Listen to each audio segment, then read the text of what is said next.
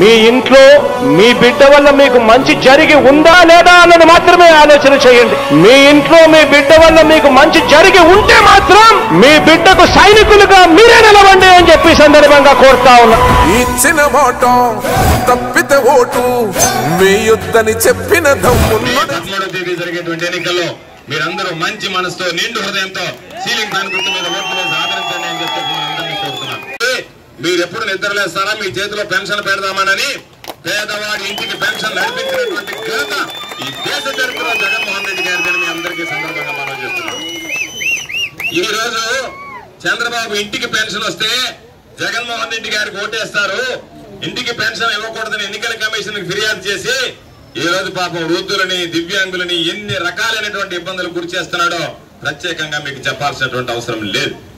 అటువంటిది చంద్రబాబు పాలనలో మీరు ఒక్కసారి గుర్తుకు తెచ్చుకోండి.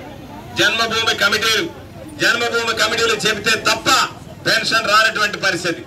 ఏదో జన్మభూమి కమిటీలు ఉన్నాయా? జన్మభూమి కమిటీ సభ్యులు ఉన్నారా? తెలుగుదేశం పాలనలో జిల్లా కలెక్టర్ పెన్షన్ ఇవ్వాలన్నా జన్మభూమి కమిటీ సభ్యుల అనుమతి ఉంటే తప్ప పెన్షన్ ఇవ్వలేనటువంటి పరిస్థితుల నుంచి ఈ రోజు మీరు ఎవ్వరూ ఎక్కడికి వెళ్లాల్సినటువంటి పని లేకుండా సంక్షేమ కార్యక్రమాలు ఏ విధంగా అమలవుతున్నాయంటే జగన్ అక్కడ బటన్ నొక్కితే ఇంట్లో కుటుంబ సభ్యులకు కూడా తెలియాల్సినటువంటి పని లేకుండా నేరుగా మీ ఖాతాల్లో పడుతున్నాయి. మీరు నేరుగా ఫోన్లో మెసేజ్ తీసుకుంటున్నారు, ఏటీఎం కార్డు తీసుకెళ్లి డ్రా చేసుకుని వచ్చుకుంటున్నారు.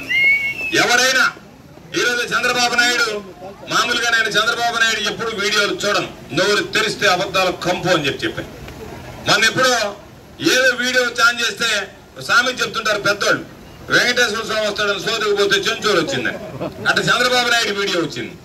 చంద్రబాబు నాయుడు వీడియో ఆన్ చేస్తే కోవూరులో మీటింగ్ అది. ఆయన చెప్పాడు, జగన్మోహన్ రెడ్డి గారు అమ్మఒడి ఒక్క బిడ్డకి 15,000 ఇచ్చాడు, నేను ఒక్కరుంటే 15,000 ఇస్తా, 2 బిడ్డలుంటే 30,000 ఇస్తా, 3 బిడ్డలుంటే 45,000 ఇస్తా, 4 బిడ్డలుంటే 60,000 ఇస్తా, 5 మంది ఉంటే 75,000 ఇస్తానన్నాడు. నేను అనుకున్నా 10 దాకా పోతాడేమో అనుకున్నా. మరీ అసహ్యం ఉంటుందని అతనికి అనిపించినట్టుంది. అతనికే అసహ్యం వేసి 5తో ఆపేశాడు. 5తో ఆపి ఒక మాట అన్నాడు, కొసన 5 మంది ఉంటే 75,000 రూపాయలు ఇస్తా, ఎంతమంది పిల్లలున్నా 15,000 రోజు చొప్పున అంత ఇస్తానని చెప్పన్నాడు. సరే బాగానే ఉంది. ఇదే పెద్ద మనిషి 2 సంవత్సరాల క్రితం ఎవడి బాబు సొమ్మని కరోనా కష్టకాలంలో పిల్లల స్కూల్కి వెళ్ళకపోతే తల్లుల ఖాతాలో జగన్మోహన్ రెడ్డి గారు డబ్బులు జమ చేశాడని అడిగినటువంటి ఈ పెద్ద మనిషి ఈరోజు మరలా నిశ్చిగ్గుగా నేను ఇస్తానని చెప్తున్నాడు. చంద్రబాబు నాయుడికి చెప్పడమే తప్ప చేయడం అలవాటు లేదు. జగన్మోహన్ రెడ్డి గారు చెప్పాడు అంటే చేసి తీరుతాడనేటువంటి ముస్లిం మైనారిటీలకు సంబంధించి బీజేపీ మరలా మేము అధికారంలోకి వస్తే ముస్లిం మైనారిటీలకు ఉన్నటువంటి 4% రద్దు చేస్తామంటుంది. ఈ రోజు 4% రద్దు చేస్తామన్నటువంటి పార్టీతో జతకట్టి చంద్రబాబు నాయుడు ముస్లిం మైనారిటీల మనోభావాలను గాయపరిచేటువంటి విధంగా ప్రవర్తిస్తున్నాడు. ఈ రోజు ఒక్కసారి గుర్తుపెట్టుకుంటే పార్టీలన్నీ చంద్రబాబు పక్కన ఉన్నాయి, ప్రజలు మాత్రం జగన్ అన్న వెంటున్నారు అనేటువంటిది ఎక్కడికి వెళ్ళినా ఈ రోజు అర్థమయ్యేటువంటి పరిస్థితి అని చెప్పి మీ అందరికీ సందర్భంగా మనం చేస్తున్నాను. ఈ రోజు మేనిఫెస్టో ఇచ్చాడు చంద్రబాబు మేనిఫెస్టో ఇస్తే 3 పార్టీలు కలిసి ఉన్నాయి, జనసేన, చంద్రబాబు, బీజేపీ.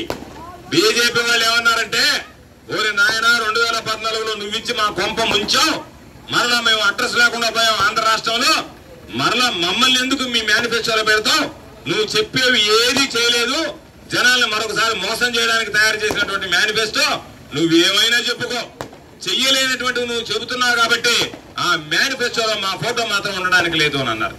ఈ దేశ చరిత్రలో 3 పార్టీలు కలిసి పోటీ చేస్తే ఇచ్చేటువంటి హామీల్లో మాకు భాగస్వామ్యం వద్దు, మేము ఉండము అని చెప్పి ఓ ప్రధానమైనటువంటి కేంద్రంలో అధికారంలో ఉన్నటువంటి పార్టీ చెప్తుందంటేనే మీ పార్టీకే చంద్రబాబు మీద నమ్మకం లేకపోతే ప్రజలకు నమ్మకం ఉంటుందా ఒక్కసారి ఆలోచన చేయండి. ఈ మధ్య ఎప్పుడు చముడుకుంటూ వెళ్ళాను. మా నమ్మకం నువ్వే జగన్, మా నమ్మకం నువ్వే జగన్, మా నమ్మకం నువ్వే జగన్, నమ్మకం నువ్వే జగన్, నమ్మకం నిన్నే జగన్.